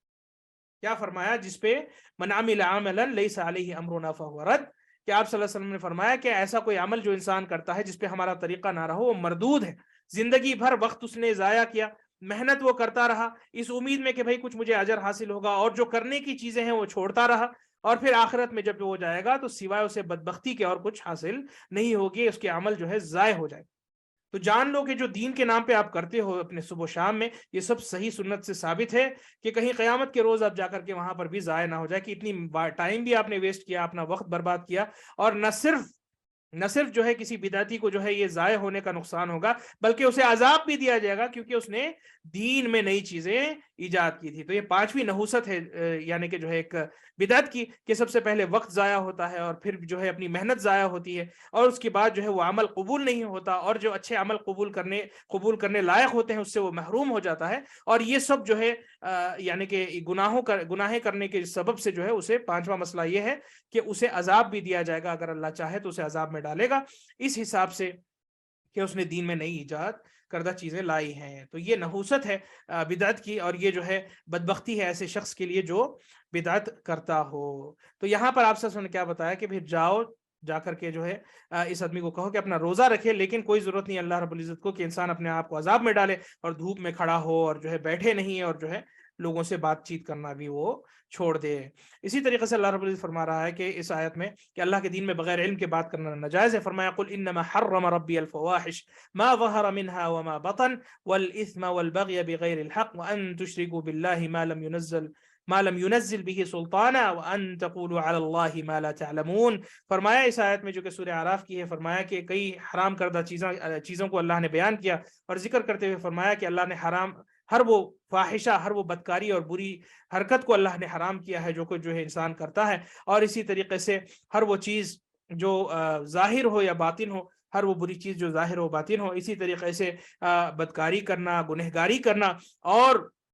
یعنی کہ جو زیادتی کرنا، یہ سب کے سب چیزیں جو ناجائز ہے، اور اللہ کے ساتھ کسی کو شریک ٹھہرانا یہ بھی ناجائز ہے۔ اور فرمایا کہ جو ہے وَأَن تَقُولُوا عَلَى اللَّهِ مَا لَا تَعْلَمُونَ، اور تم اللہ کی طرف منسوب کرو کوئی ایسی چیز جس کا تمہیں علم یا جس کا تم علم نہیں رکھتے ہو، یا جس کا تمہیں علم نہیں ہو۔ تو اس دین میں کوئی ایسی بات نہ کہو جس کا تمہیں علم نہ ہو، دین میں نئی نئی باتیں نہ لے کر کے آؤ۔ اللہ کا یہ دین ہے، اللہ ہی کو حق ہے کہ اس دین میں کیا ہونا ہے اور کیا نہیں ہونا ہے اس کو وہ طے کرے۔ اگر آپ آ کر کے دین میں نئی باتیں کرتے ہیں تو گویا کہ آپ نے اللہ کی نہ صرف توہین کی، اور اللہ کے ساتھ ساتھ آپ نے نبی کریم صلی اللہ علیہ وسلم کی بھی توہین کی، کہ اللہ کے رب ہونے کی جو حرمت ہے اس کو آپ نے جو ہے ہٹا دیا، اور شریعت میں آپ اللہ کی برابری کرنے لگے کہ آپ نے شریعت میں نئی چیز لائی، اور نبی کے بھیجے جانے کے اس مقصد کو آپ نے ضائع کیا۔ نبی کا آنا اور اپنی زندگی کو جو ہے ہماری امت کے لیے جو ہے صرف کر دیا انہوں نے تاکہ دین سکھلا سکے، اس کے بعد آپ آ کر کے کوئی ایسی چیز کر رہے ہیں جس میں نبی نے نہ سکھلایا ہو، تو یہ نبی کے حق میں گستاخی ہے، اور اس کے بعد جو ہے اپنے آپ کے لیے بھی جو ہے وہ گناہ اور حرمان کا ایک سبب ہے۔ پھر یہاں کچھ چنندہ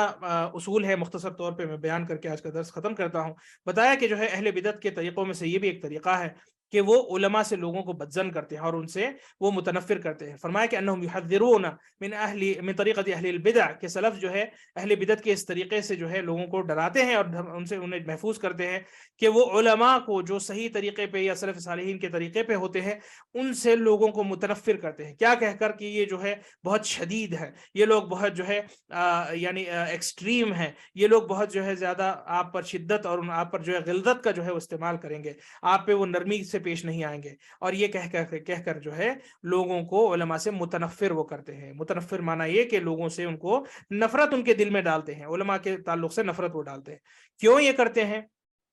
کیونکہ علماء انہیں صحیح راستے پہ بلائیں گے، تو یہ پتہ ہی کاٹ دو کہ بھائی یہ رشتہ ہی کاٹ دو کہ علماء سے جب ان کا کنیکشن کٹ جائے گا تو یہ ویسے ہی گمراہ ہو جائیں گے، کہیں نہ کہیں جا کر کے پھر لگیں گے دین کے نام پہ، اور پھر وہ دین سمجھ کر کے اس پہ عمل کریں گے اور اپنے دین کو ضائع کر لیں گے۔ تو صحیح کنیکشن کاٹو تاکہ آٹومیٹک غلط کنیکشن لگ جائے، صحیح نمبر سے جو ہے یا صحیح ٹیلی فون نمبر ان سے چھین لو تاکہ پھر وہ رانگ نمبر کو کال کریں۔ سمجھ رہے ہیں میری بات کو؟ تو یہ جو حال ہوتا ہے یہ اہل بدعت کا حال ہوتا ہے کہ وہ صحیح چیز سے روک دیتے ہیں، صحیح راستہ، بھئی آپ کسی بندے کو جا رہے ہیں تو اس کو صحیح راستہ سے ہٹا دو، بھئی یہ راستہ جو ہے آپ کو آپ کی منزل تک نہیں پہنچائے گا، تو وہ خود بخود کوئی اور راستہ ڈھونڈتے ڈھونڈتے بھٹکتے بھٹکتے جو ہے ضائع ہو جائے گا۔ تو انسان کو گمراہ کرنے کا ایک شیطانی طریقہ ہے کہ اہل حق اور حق کی دعوت سے انہیں محروم کر دینا، اہل حق اور حق کی دعوت سے انہیں محروم کر دینا اور انہیں گمراہ کر دینا۔ اور حق کی طرف دلالت کرنے والے کون ہیں؟ صرف علماء ہیں۔ ایک زمانے میں لوگوں کو حق کی طرف بلانے والے علماء ہوتے ہیں، اور علماء سے جب لوگوں کو ڈسکنیکٹ کر دیا جاتا ہے تو پھر وہ جا کے غلط جگہوں پہ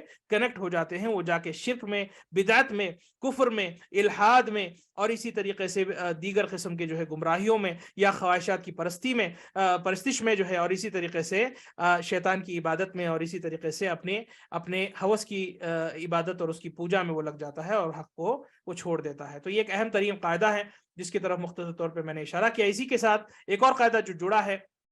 اور یہ بھی اہم ہے، اس میں بتایا کہ سلف صالحین اللہ کی رضامندی کے لیے جو ہے دوستی اور دشمنی کرتے ہیں۔ یہ بہت اہم ترین قاعدہ ہے کہ ہماری دوستیاں اور دشمنیاں صرف اللہ کے لیے ہونی چاہیے، ہمارے تعلقات صرف اللہ کے لیے قائم ہونی چاہیے۔ ہم اگر کسی سے اپنا رشتہ جوڑتے ہیں تو اللہ کے لیے جڑے، اور اگر ہم اپنا رشتہ کسی سے توڑتے ہیں تو صرف اللہ کے لیے توڑیں، آپ اپنے کسی ذاتی مفاد کے لیے نہیں، اور کوئی دنیاوی مصلحت یا دنیاوی مفسدت کے لیے نہیں، بلکہ صرف دین کے لیے آپ کی دوستیاں دشمنی ہو، دین کے لیے آپ کی محبتیں اور دین کے لیے آپ کی نفرتیں اور آپ کا بغض ہو۔ اگر آپ کسی سے محبت کرتے ہیں تو صرف اللہ کو راضی کرنے کے لیے محبت کریں، اور اگر آپ کسی سے نفرت کرتے ہیں تو اسی لیے کریں کیونکہ اس ایسے انسان سے محبت کرنے سے اللہ ناراض ہوتا ہے، تو ایسے سے آپ نفرت کریں گے۔ یہ کرنے سے جو ہے اللہ رب العزت آپ سے خوش اور جو ہے راضی ہوتا ہے، خوش اور جو ہے راضی ہوتا ہے۔ یہاں پر جو ہے حدیث ہے نبی کریم صلی اللہ علیہ وسلم کی، بڑی پیاری حدیث ہے، ثلاث من کن فیہ وجد حلاوۃ الایمان، کے تین ایسی جو ہے خصلتیں یا تین ایسی عادتیں ہیں یا تین ایسے جو ہے طریقے ہیں جس پر انسان اگر چلتا ہے اور اپنے آپ کو لازم کر لیتا ہے تو اسے ایمان کی مٹھاس حاصل ہوتی ہے۔ حلاوۃ الایمان، ایمان کی مٹھاس حاصل ہوتی ہے۔ کیا آپ اور ہم نہیں چاہیں گے کہ ہمیں ایمان کی مٹھاس، ایمان کی لذت حاصل ہو؟ فرمایا پہلا شخص وہ ہے جو یکون اللہ ورسولہ احب الیہ مما سواہما، کہ اللہ اور اس کے رسول سب سے زیادہ اس کے نزدیک محبوب اور پسندیدہ ہوں، یعنی اس سے زیادہ کسی اور کو وہ محبت نہیں کرتا۔ کوئی بھی چیز آ جائے لیکن اس سے یعنی اسے وہ محبت کرتا ہے، لیکن اس سے زیادہ وہ اللہ اور اس کے رسول کو محبت کرتا ہے، تو وہ ہر چیز قربان کر دے گا اللہ اور اس کے رسول کے لیے۔ اللہ کی محبت اور رسول اکرم صلی اللہ علیہ وسلم کی محبت اور ان کی سنت کی محبت، قرآن کی محبت اور سنت کی محبت اس کے دل میں بسی ہو اور اس کے دل میں جو ہے بالکل ثابت رہے، تو اسے ایمان کی مٹھاس حاصل ہوتی ہے۔ وَأَن يُحِبَّ الْمَرْءَ لَا يُحِبُّهُ إِلَّا لِلَّهِ، کہ اگر دوسری جو صفت ہے وہ یہ ہے کہ اگر کسی انسان سے بھی وہ محبت کرتا ہے تو وہ صرف اللہ کے لیے محبت اسے کرتا ہے۔ کیوں؟ کیونکہ اللہ اس کی محبت سے راضی ہوگا، وہ اللہ والا بندہ ہے، اس کی صحبت سے اللہ یاد آتا ہے، اس کی صحبت سے میرا ایمان تازہ و تر ہوتا ہے، اور اس کی صحبت سے جو ہے میں برائیوں سے بچتا ہوں۔ لہٰذا ایسے انسان سے میں صحبت کرتا ہوں، اور ایسے انسان کی میں دوستی میں رہتا ہوں۔ تو دوستی صرف میں کروں تو اللہ کے لیے میں کروں، ذاتی مفاد کے لیے نہیں۔ اس کے ساتھ رہنے سے میرے دنیا کی کوئی مصلحت پوری ہو جائے، یا اس کے پاس پیسہ ہے اس لیے میں دوستی کر لوں، یا اس کے پاس شہرت ہے اس لیے میں اس سے دوستی کر لوں، یہ سب مقاصد کی اس انسان کی نہیں ہوتی۔ تو اللہ کے لیے جب آپ محبت کسی سے کرو گے تو آپ کو ایمان کی مٹھاس حاصل ہوگی۔ آخری بات جو انہوں نے سکھائی، وَأَن يَكْرَهَ أَن يَعُودَ فِي الْكُفْرِ كَمَا يَكْرَهُ أَن يُقْذَفَ فِي النَّارِ، اور دوبارہ کفر کی طرف پلٹنا بعد اس کے کہ اللہ نے ہدایت دے دی ایمان کی، اس کے پاس اتنا ناپسندیدہ ہو جیسا کہ کوئی انسان بخود اپنے اختیار کے کسی آگ میں جو ہے اپنے آپ کو نہیں ڈالتا۔ یعنی آپ کیا اپنے آپ کو آگ میں پھینک لو گے؟ نہیں پھینکو گے۔ اسی طریقے سے آپ واپس کفر کے راستے پہ بالکل نہیں جا سکتے، جیسا بعد اس کے کہ اللہ نے آپ کو ایمان سے مالا مال کیا ہے۔ تو ایمان کے حاصل ہونے کے بعد کفر سے نفرت کرنا اس حد تک کہ جو ہے کفر کی طرف پلٹ کے بھی نہ دیکھنا، ایسے انسان کو ایمان کی لذت حاصل ہوتی ہے۔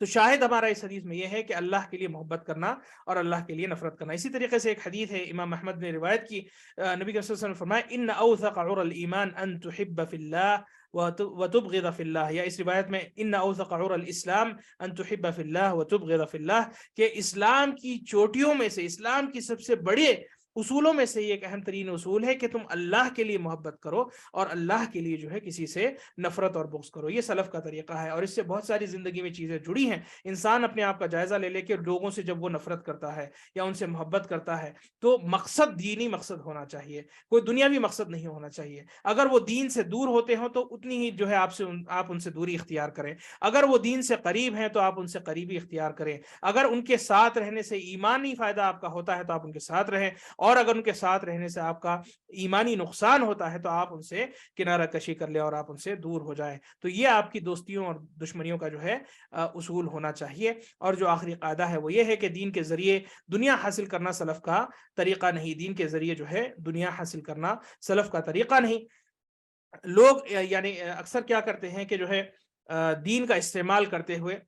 دنیا حاصل کرتے ہیں، دین کا استعمال کرتے ہوئے دنیا حاصل کرتے ہیں، تو یہ غلط طریقہ ہے، یہ بالکل بھی جو ہے غلط طریقہ ہے۔ دین کا استعمال آپ قطعاً جو ہے نہیں کر سکتے، دین کا استعمال جو ہے آپ قطعاً نہیں کر سکتے تاکہ آپ جو ہے دنیا کو سنوار سکے، یا چند پیسے کما لیں، یا چند شہرتیں، یا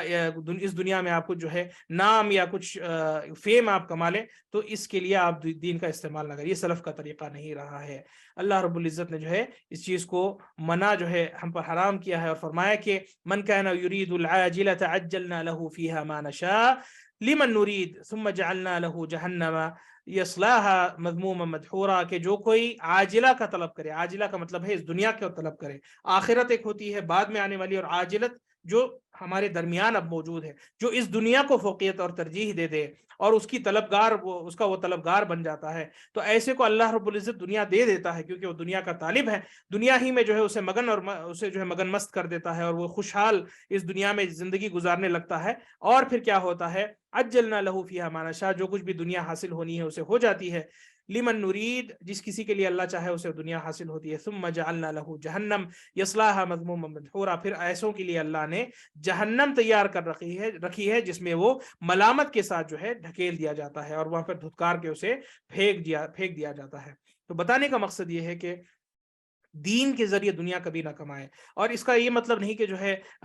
یعنی کوئی دینی آپ کا پیشہ ہو جس پہ آپ کماتے ہو یا آپ کی کوئی تنخواہ ہو، یہ مراد نہیں ہے، لیکن مراد یہ ہے کہ دین کا استعمال کرتے ہوئے دنیا کی طاقتیں اور دنیا کی جو ہے یعنی مال کو آپ لوٹ رہے ہیں اور سمیٹ رہے ہیں، اور استعمال کس کا آپ کر رہے ہیں، دین کا آپ استعمال کریں۔ دین کا ناجائز فائدہ اٹھانا جو ہے اپنی محنت کے مقابل، اپنی مزدوری کے مقابل اگر کچھ کرتا ہے انسان، یہ الگ مسئلہ ہے، لیکن یہاں پر دین کا ناجائز فائدہ اٹھاتے ہوئے اپنی دنیا سنوارنا، دین کا استعمال کرتے ہوئے اپنی دنیا کی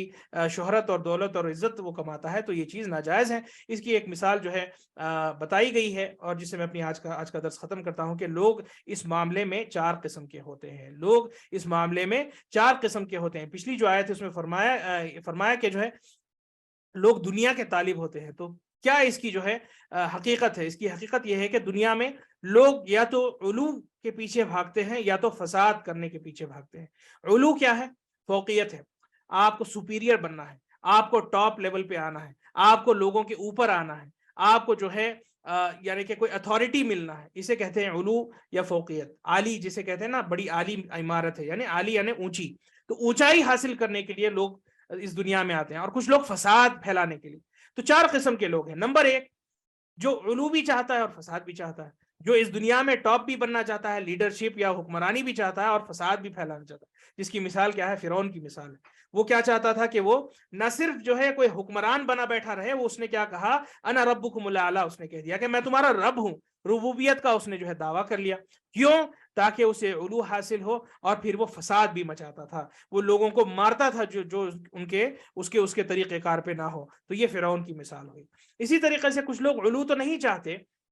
لیکن فساد چاہتے ہیں دنیاوی مقاصد میں. یا تو علو چاہیے انسان کو، یا فساد وہ پھیلانا چاہتے ہیں. تو جو کرمنلز ہوتے ہیں، چور کیا چاہتا ہے؟ چور تو ایک بدنام انسان ہوتا ہے، بلکہ وہ اپنا چہرہ ڈھکا کر کے جو ہے اپنی چوری وہ کرتا ہے. لیکن وہ کیا چاہتا ہے کہ فساد پھیلے، لوگوں کا ناحق مال وہ ہڑپے. اسی طریقے سے سارے جو مجرمین ہیں، سارے جو گنہگار یا کرمنلز ہیں، یہ سب کے سب فساد یعنی دنیا میں پھیلاتے ہیں. لیکن فوقیت وہ نہیں چاہتے، کیونکہ وہ جانتے ہیں ایسا کام کرنے سے جو ہے میری بدنامی ہوگی، کوئی اس کے لیے جو ہے تالیاں نہیں بجاتا. پھر ایسے بھی لوگ ہوتے ہیں جو صرف علو چاہتے ہیں، فساد نہیں، جیسے کہ ریاکار لوگ، یا کوئی ایک ایسا جو ہے عبادت گزار شخص جو لوگ کہے وہ جو چاہتا ہے کہ لوگ کہیں کہ بھئی یہ کتنا اللہ والا بندہ ہے. یا کوئی ایک ایسا عالم جو چاہتا ہے کہ بھئی کہیں لوگ کہ کتنے بڑے مولانا ہیں. تو ایسے لوگ فساد تو نہیں چاہتے، لیکن اپنی علو کی وہ پیاس، علو کی بھوک اور پیاس انہیں ہوتی ہے. وہ چاہتے ہیں کہ انہیں ایک پوزیشن ملے، انہیں ایک جو اسٹیٹس ملے، انہیں ایک جو ہے مقام حاصل ہو. تو یہ اس کے پیچھے بھاگتے ہیں. لیکن اہل جنت کون ہوتے ہیں؟ جیسے کہ قرآن میں اللہ تعالیٰ نے فرمایا کہ وہ لوگ کون ہیں؟ لا یریدون علوا فی الارض ولا فسادا، کہ جو ہے نہ زمین پہ وہ فوقیت کے جو ہے پیاسے ہوتے ہیں، اور نہ فساد پھیلانے کی ان کی کوئی نیت ہوتی ہے. یہ چوتھی نوعیت ہے جس میں سے ہمیں اور آپ کو بننا ہے دنیا کے معاملے میں، کہ نہ ہمیں جو ہے کوئی لیڈرشپ کی کوئی یعنی ایسی تمنا ہو کہ جس کے لیے ہم اپنے دین کا بھی سودا کر بیٹھے. ہاں، یہ الگ بات ہے کہ جو ہے کوئی انسان کو بڑا عہدہ دیا جا رہا ہے تو اس عہدے کو وہ ذمہ داری سے لے رہا ہے، یہ ایک الگ چیپٹر ہے. لیکن اس کا وہ شغل شاغل بن جائے، صبح شام کی وہی اس کی محنت رہے، وہی اس کی زندگی کا مقصد بن جائے کہ بھائی مجھے لیڈرشپ چاہیے، مجھے جو ہے حکمرانی چاہیے، مجھے جو ہے پریسیڈنٹشپ چاہیے، یا مجھے جو ہے فوقیت چاہیے، یا مجھے جو ہے شہرت چاہیے، مجھے فیم چاہیے، مجھے جو ہے پوزیشن چاہیے. یہی اس کا وہ ہے، اور پھر فساد بھی وہ پھیلا رہا ہو. تو ایسا انسان جو ہے غلط انسان ہے. بمقابل اہل جنت کے جو نہ یہی چاہتے ہیں کہ ان کی کوئی فوقیت یا ان کو جو علو حاصل ہو، اگر آ جائے اللہ کی طرف سے تو پھر وہ مدد اللہ سے مانگتے ہیں. اور فساد پھیلانے کی تو ان کی قطعاً کوئی نیت نہیں ہوتی. تو یہ لوگ ہیں جو جنت کے حقدار ہیں، جیسے کہ اللہ رب العزت نے قرآن میں بیان کیا ہے. تو یہ تھا آج کا ہمارا درس، اور اسی پہ میں اپنے درس کو